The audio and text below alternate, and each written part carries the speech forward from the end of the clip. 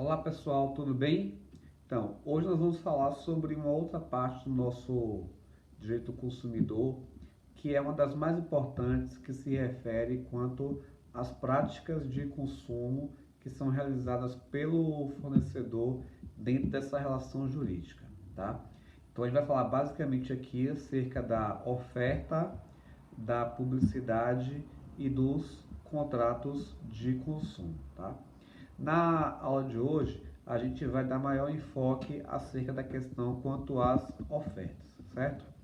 Vale ressaltar que nos termos do artigo 29, toda pessoa que seja receptora de uma oferta, ela é considerada um consumidor em potencial, né? Por conta disso é que o artigo 29 ele fala que o Código de Defesa do Consumidor ele se aplica a um perfil determinável, né, ou não determinável, né? Quando ele diz da seguinte forma. Então, deixa eu ler aqui para vocês, né? Para os fins deste capítulo e do seguinte, equipara-se aos consumidores todas as pessoas determináveis ou não, expostas a práticas nele previstas, né? Então, aqui a gente está falando efetivamente a questão da oferta. Então, se a oferta ela tem um alcance, né? E esse alcance se atinge a um grupo não determinável, né, de pessoas, essas pessoas, embora elas não sejam determináveis, né, então elas também são equiparadas a título de consumidor, né? Por isso que o direito do consumidor ele tem uma categoria, né, deles que ele se torna também quanto um direito difuso, né? Então ele é um direito individual acerca do contrato de consumo, ele é um direito coletivo quando você se refere a um grupo determinado, né, de pessoas, e ele é um direito difuso quando você não tem a possibilidade de determinar esse grupo, né? Então, foi o que eu já disse para vocês em sala de aula. Se você tem uma oferta, né, por exemplo, um pacote de internet, e você coloca aquela oferta na televisão, né, então o alcance que aquela oferta ele vai ter não tem como você determinar, né? Porque você sabe que você tem acesso àquele canal de televisão, né?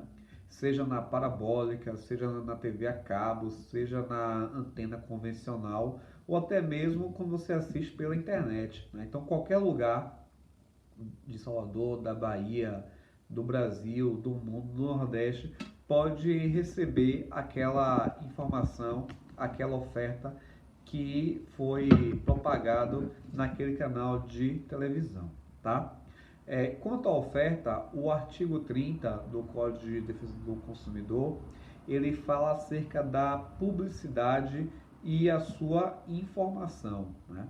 Então, o que é a oferta, né? Oferta é toda a informação, né, que tem enquanto seu objetivo, né, de dar publicidade a determinado produto ou serviço, né, a fim de que ele venha a ser alcançado pelo consumidor, né? Então, pela publicidade, né, você tem qualquer informação que venha a ser divulgada, né? Essa divulgação pode ser pela via oral, pode ser pela via escrita, pela via audiovisual ou até mesmo pela via digital, aonde você vai ter a informação acerca de um produto ou de um serviço que está disponível no mercado de consumo, tá? Essa publicidade, né, ela precisa elencar alguns elementos, né? Primeiro, ela precisa ser precisa, né? O que é precisa? Ela precisa ser taxativa, né? Então, se você quer falar sobre um produto de um pacote de dados de internet, você vai ter que dizer a quantidade, a qualidade, o tempo de duração daquela prestação de serviço, né? O valor, de que forma e de que modo aquilo vai ser prestado, tá? Então, todas as informações relacionadas a esse serviço que está sendo publicizado precisam estar devidamente claros e taxativos, certo? A gente lembra muito de oferta e de publicidade quando a gente vem a lembrar lá de direito das obrigações, né? Vocês viram que no direito das obrigações, a obrigação ela se refere a uma prestação, né? Essa prestação ela tem que ocorrer em determinado período de tempo, né? Ela precisa ter um modo, precisa ter uma forma, né? E também precisa ter um prazo, né? Porque nenhuma obrigação ela é intermitente, né? Nenhuma obrigação ela é eterna. Então ela precisa também ter um prazo de duração, certo? Então a publicidade é a mesma coisa. Você está, na verdade, divulgando um produto ou um serviço aonde a forma de cumprimento desta obrigação, né, qual seja a disponibilidade do produto ou do serviço, precisa atender a questão quanto ao prazo de vigência dessa publicidade, né, como é que aquilo vai ser ofertado, de que forma que aquilo vai ser implementado, como que você vai ser isso, né, além de questões de quantidade e de qualidade quanto ao produto e também quanto ao serviço, tá? Além disso, é importante que se aquela oferta ela depender de determinados componentes, isso também precisa ser colocado acerca da publicidade, né? Então, por exemplo, você está ofertando um pacote de Netflix, né? Por exemplo. Mas aí a gente vai que o consumidor, né? Ele não sabe que para ele contratar um Netflix, ele precisa ter uma televisão smart, né? Ou uma televisão com internet. Se ele não tiver uma televisão tipo smart, ou se ele não tiver uma televisão com internet, não é possível que ele tenha a, a eficácia quanto ao uso daquele serviço de Netflix, né? Exceto se ele tiver um celular com internet, ou um tablet com internet, ou com um computador com internet, né? Mas você ter um eletrônico, né, audiovisual com internet é um elemento sine qua non para a prestação do serviço de Netflix. Então, este componente ele é obrigatório que venha a conter na oferta, né? Que venha a conter na publicidade daquela oferta que você está ali divulgando, certo? O artigo 31 do Código de Defesa do Consumidor, né, ele estabelece quais são os critérios para que a publicidade ela se dê de forma correta, né? Então, pelo artigo 31, basicamente aqui você tem um manual para o fornecedor, onde o código diz: fornecedor, a sua publicidade sobre a oferta de determinado produto ou serviço precisa atender determinados critérios. Quais são os critérios? Então diz lá o artigo 31, né? Então, a publicidade precisa ser de forma clara, de forma taxativa, de forma correta, de forma ostensiva, em língua portuguesa e em tamanho de fonte que seja legível, né? E aí a gente tem aqui a aplicação da fonte Times 12 ou equivalente, tá? Então, o que é uma informação clara? É aquela informação que não venha gerar dúvida, né? Não venha gerar confusão, que ela seja efetivamente clara para a compreensão do consumidor, né? Então, ela não pode ser dúbia, certo? Lembrando que se houver qualquer vício, qualquer problema quanto à oferta, né? Quanto à publicidade dessa oferta, a interpretação dessa cláusula, dessa oferta, ela vai ser aquela mais próxima, né, mais favorável ao consumidor, certo? Então, para o fornecedor ele não ter prejuízo, para ele não ter esse tipo de desgaste com o consumidor, a informação precisa ser clara, né? Precisa ser ostensiva, né? Você precisa ser taxativa, precisa ser exata, né? Por conta disso, certo?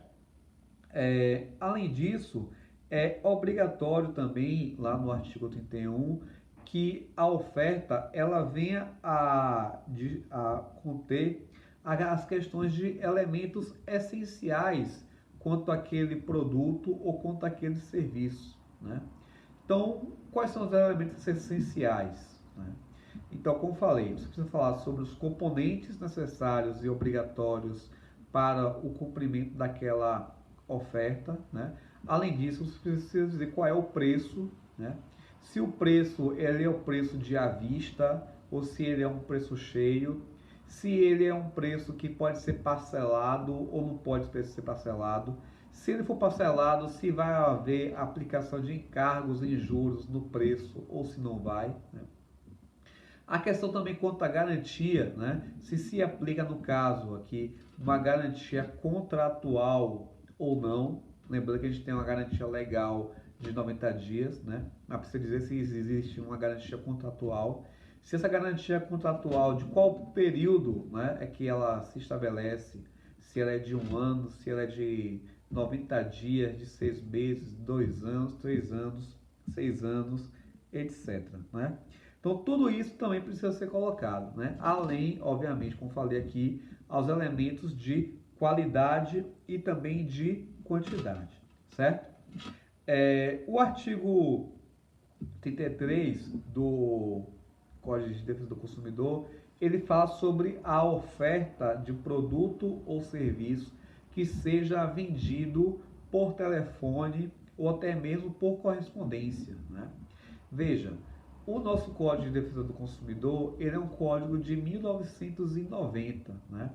1990, a internet no Brasil estava chegando, né? Então ela estava ainda germinando. Não é o nível hoje que você tem, né?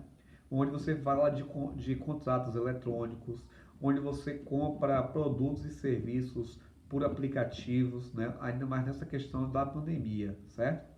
Então, esse artigo 33 aqui, quando ele vem a falar sobre a oferta e venda à distância por telefone ou pela via postal, ela também pode se aplicar também aos contratos eletrônicos, né? Aos contratos onde você faz aqui a compra de produto ou serviço, seja por meio de aplicativos, seja pela internet, seja pelo telefone, como diz o próprio artigo, né?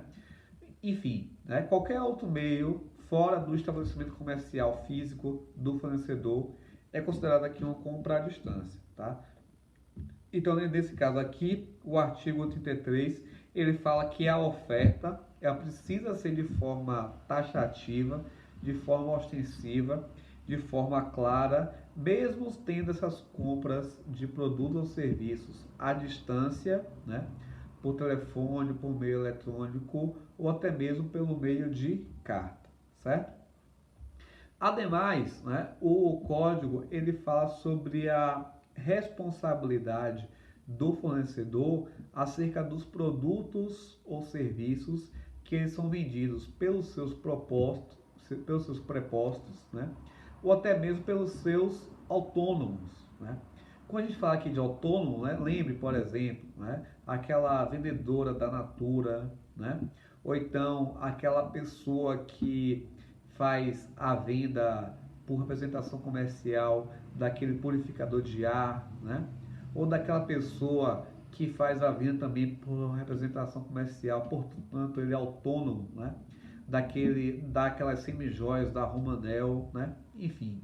Então, o fornecedor, né, de produto ou serviço, ele responde pelos atos relacionados à prática dos seus prepostos, que aqui eu também falar dos seus empregados, que são aquelas pessoas contratadas pelo fornecedor via CLT, mas também aqueles autônomos, né, que venham a vender produtos ou serviços do fornecedor na qualidade de representante comercial ou até mesmo por contratos autônomos, né, de prestação de serviço, tá? Então, neste caso, aqui o que o código está querendo dizer? Né? Que deve haver um treinamento dos prepostos e dos representantes do fornecedor, independente do contrato que ele venha estabelecer com esse representante, com esse preposto.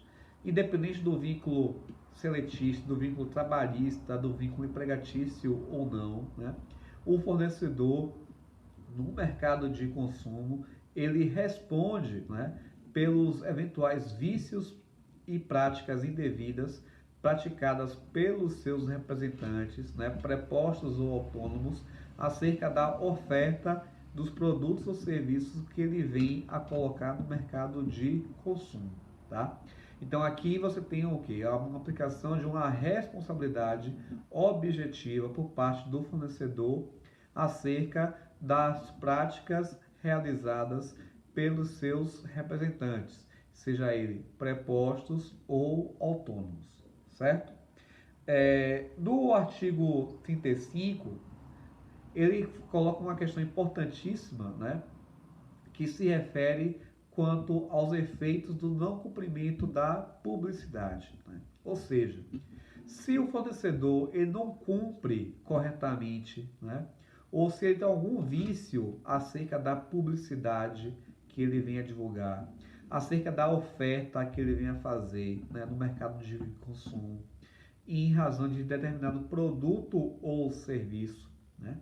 Então ele responde objetivamente por qualquer problema que venha na sua oferta, né?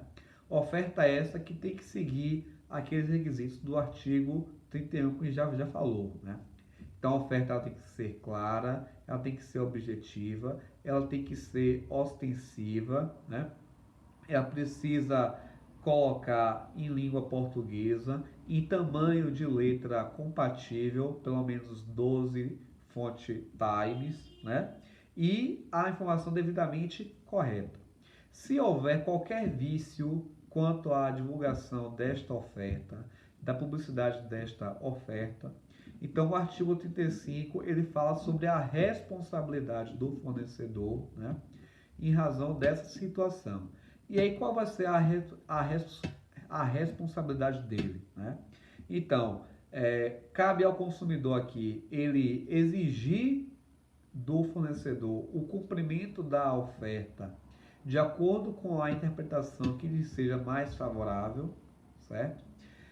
Além disso, ele pode também aceitar o outro produto equivalente, né? Quando a gente fala aqui de equivalência, se refere quanto à quantidade, qualidade e preço, tá? Quando se fala aqui de qualidade, entende-se também de tecnologia, né? Então não pode ser um produto ou um serviço abaixo, mas também nem muito superior àquilo que foi ofertado, né? Então tem que ser mais ou menos compatível em quantidade, qualidade e preço da oferta veiculada que veio com engano, né? Ou com algum vício. E a terceira opção, né, mais brusca, se refere à rescisão do contrato. E se o contrato já estiver divulgado, né, já celebrado, lembrando que a questão quanto à oferta, quanto à publicidade, ele é um momento ainda pré-contratual, né? Então, não se chegou ainda efetivamente a celebração de um contrato propriamente dito, salvo algumas exceções, né? Entretanto, ainda se nós estamos falando aqui de uma fase pré-contratual, já houve um pagamento adiantado de determinado valor, por exemplo, de arras, né?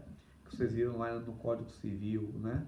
Para você fazer uma reserva, por exemplo, você adianta um determinado valor, que são chamadas arras, né? Então, se a publicidade quanto àquela oferta foi indevida e já houve numa fase pré-contratual o adiantamento de determinada quantia, é possível a rescisão desse negócio contratual com a devolução dos eventuais valores que já foram pagos, né, devidamente atualizados e com correção monetárias e juros de mora, certo? Então, esses são os efeitos aqui no caso para a questão de qualquer vício ou problema na publicidade acerca de alguma oferta quanto ao produto ou quanto a um serviço, tá certo? Então, na próxima aula, a gente vai falar sobre os tipos de publicidade e depois os contratos, tá certo? Um abraço, qualquer dúvida, fala por aqui ou então pelo Cleison, tá bom?